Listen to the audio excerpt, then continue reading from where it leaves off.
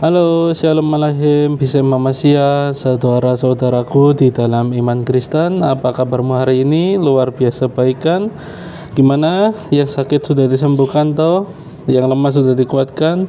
Karena Tuhan kita selalu baik. Bagi yang belum, tunggu saja, karena Tuhan pasti memberi berkat bagi setiap orang yang bersyukur. Itu tema pembahasan kita hari ini, yaitu berkat bagi orang yang bersyukur. Kita mengingat tentang kisah Ayub di Perjanjian Lama, tentang betapa bersyukurnya dia ketika dia di dalam pencobaan.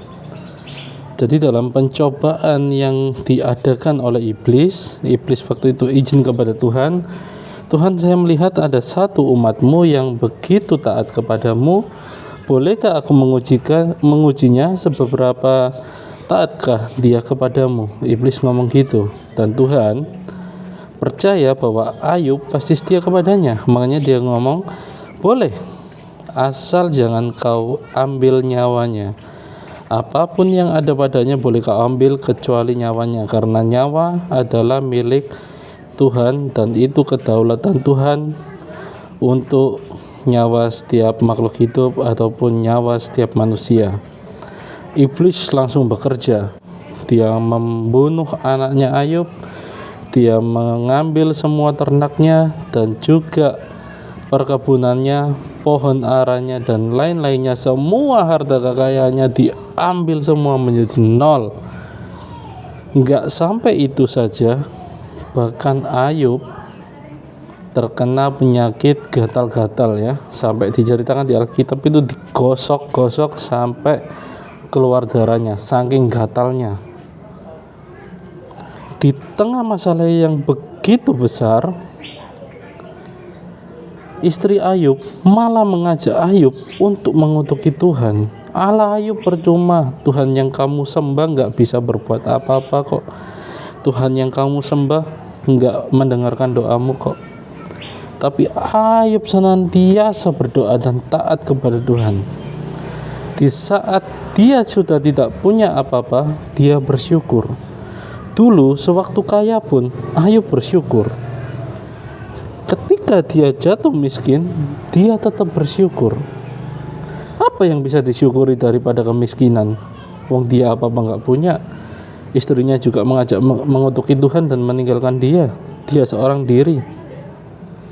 Tapi dia bersyukur masih diberikan nyawa dan juga nafas kehidupan oleh Tuhan, sehingga dia masih bisa memuji dan bersyukur kepada Tuhan kita Yesus Kristus.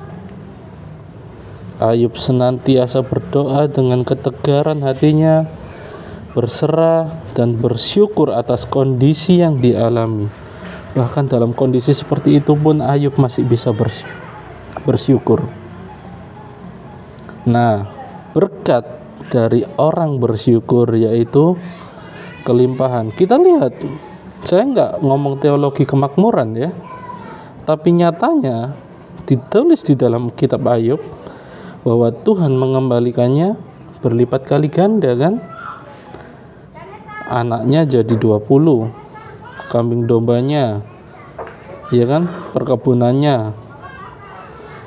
Tuhan melimpah-limpahkan apa yang dulunya ada, lalu dia diuji dan Tuhan mengembalikannya berlipat kali ganda. Itu berkat orang bersyukur.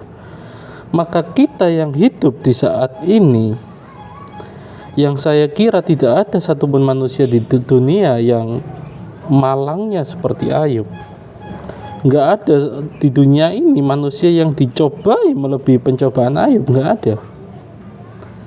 Kalau Ayub saja bisa bersyukur kepada Tuhan sampai menunggu janji Tuhan menyelamatkan dia, dan dia setia berdoa, setia bersyukur, dan setia memuji Tuhan apapun yang terjadi, maka Tuhan akan memberikan semuanya yang Ayub butuhkan di waktu yang tepat. Kadang kita nggak berpikir, kita hanya minta ini dan itu sama Tuhan. Kita nggak boleh berbisnis sama Tuhan. Apalagi kita berpikir berinvestasi ya. Kalau perpuluhan 10 juta, oh semoga Tuhan nanti mengembalikan 100 juta. Kita perpuluhan 100 juta nanti menjadi 1 miliar dan selainnya. Itu teologi investasi, itu nggak ada dalam agama Kristen investasi. Kita memberikan persembahan itu sebagai rasa syukur bahwa kita sudah ditebus oleh Tuhan. Dosa kita itu kalau dihitung udah kotor, hitam, kelam. Tapi Tuhan sampai turun ke dunia karena belas kasihannya kepada kita, sehingga kita semua ditebus melalui juru selamat Yesus Kristus dan diselamatkan untuk hidup kekal bersama Tuhan di Yerusalem baru. Semua orang Kristen harus yakin kalau dia masuk surga sudah diselamatkan, tapi jangan mencobai Tuhan. Jangan karena merasa sudah ditebus terus bertindak semaunya sendiri menuruti hawa nafsunya. Enggak gitu juga. Ingat, Tuhan bilang, bahkan umat Israel pun waktu memberontak kepada Tuhan tetap diselamatin kok sama Tuhan, tapi tetap hukuman berjalan. Kita kan enggak mau toh dihukum, jadi ya tinggal taat aja. Apa sih susahnya taat sama Tuhan? Cuma menjalankan 10 perintah Tuhan dan menjauhi larang-larangan yang ada, cukup, nggak ada yang lain. Membantu sesama, ya kan? Mengasihi Tuhan, mengasihi sesama. Itu yang disampaikan kepada Tuhan, kepada Musa, dan disampaikan Musa kepada bangsa Israel, lalu diingatkan lagi oleh Yosua waktu itu sebagai pengganti Musa, bahwa kita harus senantiasa bersyukur tentang kebaikan Tuhan. Bersyukur bukan hanya saat kita diberkati loh, ya. Jangan berpikir bersyukur itu kalau kita sudah berkati, kasih duit sama Tuhan, kasih pekerjaan yang enak, dikasih istri yang cantik, dikasih suami yang ganteng, lalu kita bersyukur, Tuhan terima kasih banyak Tuhan, Tuhan terima kasih, Tuhan terima kasih. Enggak seperti itu konsepnya. Tetapi senantiasalah bersyukur ketika kamu menjadi berkat bagi orang lain. Oh, itu luar biasa. Rasa di dalam hati itu plong banget loh. Jadi kita bersyukur bukan karena kita diberkati, tetapi kita memberkati orang lain karena kita diberkati untuk memberkati. Jadi berkat dari Tuhan jangan ditelan sendiri, bagikan kepada yang membutuhkan. Ya, di sekitar kita masih banyak orang-orang yang butuh bantuan kita, dan kita harus senantiasa bersyukur bahwa kita masih lebih baik daripada mereka. Masih banyak yang berada ekonominya di bawah kita. Masih banyak mereka yang hanya untuk makan saja itu setengah mati. Jadi senantiasalah bersyukur ketika kamu diberkati untuk memberkati. Jadi bersyukurnya enggak hanya karena diberkati Tuhan terus bersyukur aja, enggak. Diberkati Tuhan bersyukur dan salurkan berkat itu, kemudian bersyukur juga, Tuhan terima kasih Tuhan, saya sudah menjadi berkat bagi orang lain. Harusnya bangga loh jadi perpanjangan tangan Tuhan, ya kan? Kita juga pasti didoakan oleh orang yang kita bantu, walaupun secara nggak langsung mereka pasti bersyukur, Tuhan terima kasih Engkau telah mengirimkan orang yang baik kepada saya sehingga saya merasa terberkati. Loh, luar biasa kan? Berkatnya pasti ganda juga itu. Sekali lagi saya nggak ngomong teologi kemakmuran ya, tapi nyatanya seperti itu. Alkitab juga berkata seperti itu. Sekali lagi, senantiasalah bersyukur, bukan hanya saat diberkati, tetapi bersyukur juga bisa memberkati orang lain atau sesama kita. Nggak bisa bantu ekonomi, bisa bantu pikiran, kita bisa bantu tenaga misalnya, ya kan? Banyak kok hal-hal yang bisa kita lakukan untuk membantu orang lain.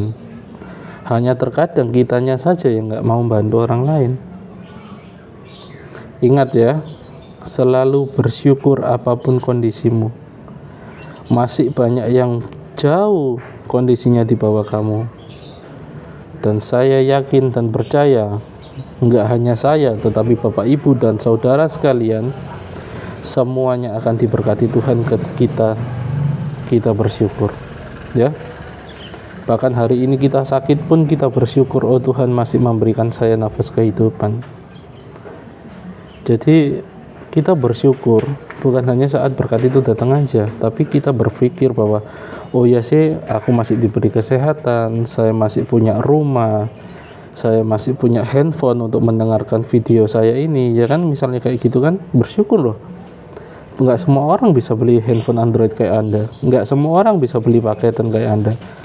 Masih banyak juga orang-orang yang hanya untuk mendengarkan firman dia harus ke warkop untuk numpang wifi. Bersyukurlah Anda yang bisa melihat YouTube di rumah, mendengarkan khotbah di rumah dengan tenang, dengan nyantai, ya kan, penuh hikmat. Saya yakin dan percaya Bapak Ibu sekalian, saudara-saudara yang saya kasihi, bahwa Tuhan Yesus tidak akan pernah berubah dahulu, sekarang, dan selama-lamanya. Kalau Tuhan senantiasa menolong Ayub, menolong Nuh dan keluarganya, menolong Abraham sebagai bapak perjanjian, bapak orang beriman, sampai keturunannya, kita ini juga keturunannya Abraham loh, iya kan? Abraham percaya Tuhan Yesus Kristus, kita juga percaya Tuhan Yesus Kristus.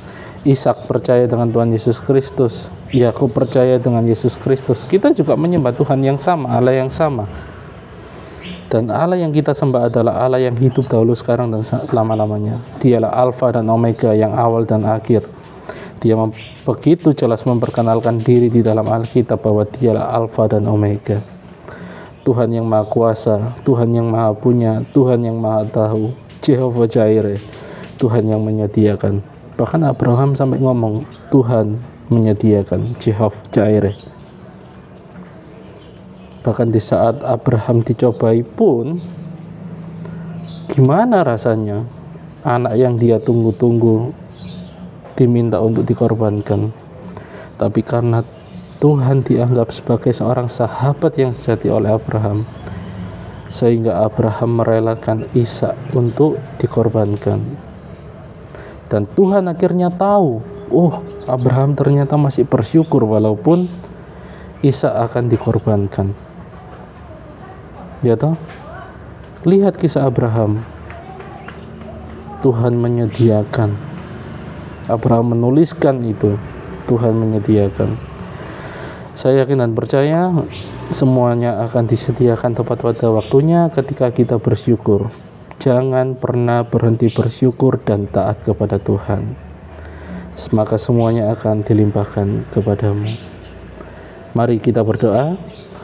Tuhan, terima kasih atas firman-Mu yang singkat Tuhan pada hari ini, sehingga kami teringat akan rasa bersyukur, bukan karena kami sudah diberkati, tetapi kami sudah memberkati orang lain.